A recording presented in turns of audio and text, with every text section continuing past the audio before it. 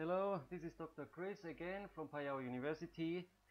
Today I would like to explain a little bit how can we use our knowledge about valence bond theory, crystal field theory, ligand field theory. How can we use all our knowledge to make a statement, an analysis of a complex? Now I give you the following example. Tetrachlorocuprate 2-. This complex is a stable molecule, and now we want to know what can we extract, what kind of information can we get using these three theories. So the first theory is valence bond theory. Valence bond theory says we have to find empty metal orbitals that we can mix together to make a hybrid, so that the 4 chlorine ligands can combine with them. So we know from copper, if you look at the periodic table, it has 11 electrons, but now we talk about copper 2+, so we have only 9 electrons. Okay, now these 9 electrons are of course in the 3D level.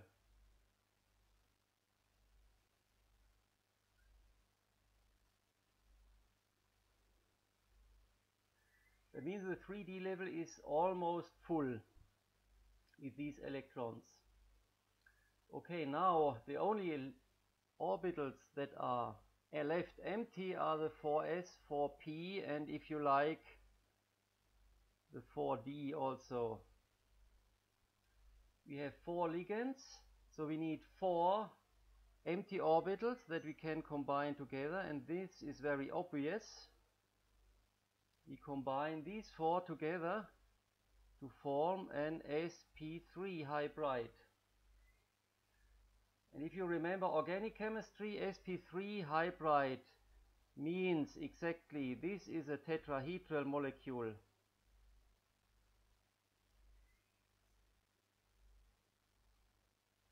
So from the valence bond theory we can conclude that this molecule should have a tetrahedral shape. So next, what can crystal field theory tell us about this molecule? In crystal field theory, we remember the important thing is the splitting of the d levels, energetic splitting. So the 3d levels of the copper 2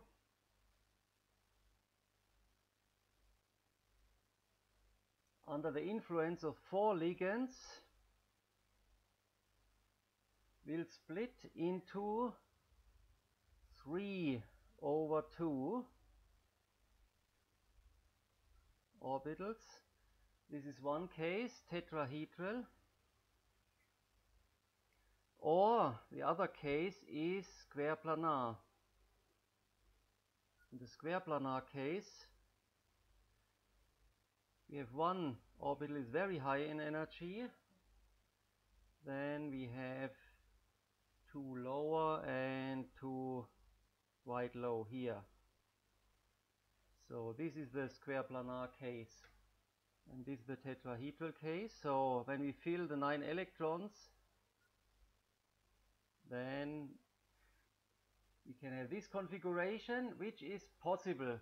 We know that this delta T is quite small, and that means electrons can easily go into the higher levels. No problem for tetrahedral configuration.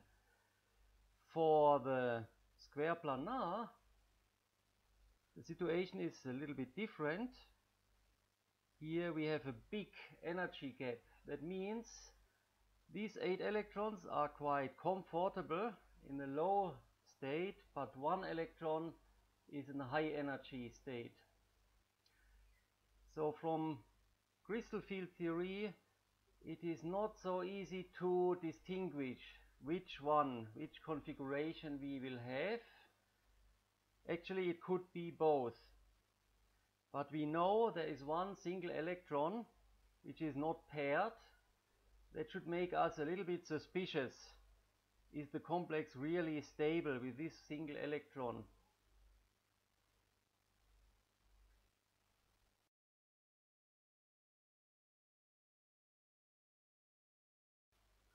So how about the 18 electron molecule rule for this molecule?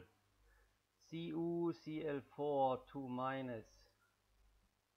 Okay, copper is in the column number 11 in the periodic table. That means it should have 11 electrons.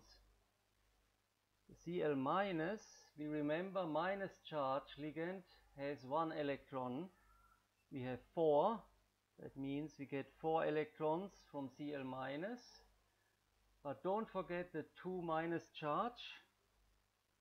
That means we need 2 more electrons for the 2- charge. And what we get is 17 electrons. So the 18 electron rule is not fulfilled for this molecule. We would expect this molecule is not stable, or at least not very stable.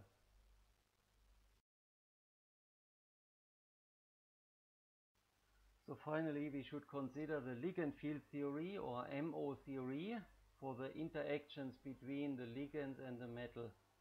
The most difficult part is to find the group orbitals of the ligands. Now we have 4 ligands, we should have 4 group orbitals.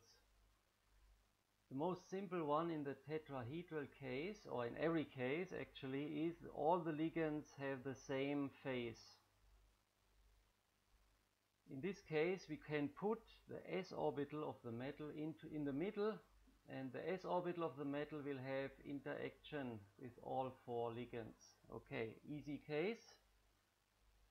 More difficult is now when we have a node plane in the group orbital, for example like here. Then we have a change in phase, these 2 positive, these 2 negative.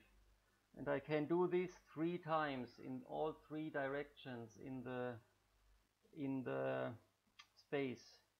Here is like here, and this is the paper, is the mirror plane. Now we need a good 3D memory, or good 3D eye.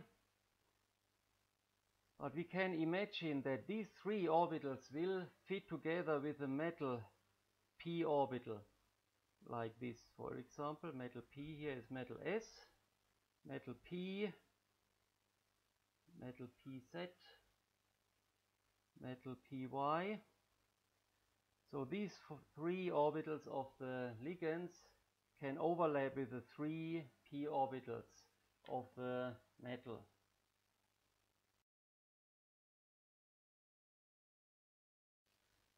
The complete MO diagram for the ML4 complex shows us that the 3 group orbitals that have a node plane can not only interact with the metal p orbitals, but also with 3 of the d orbitals.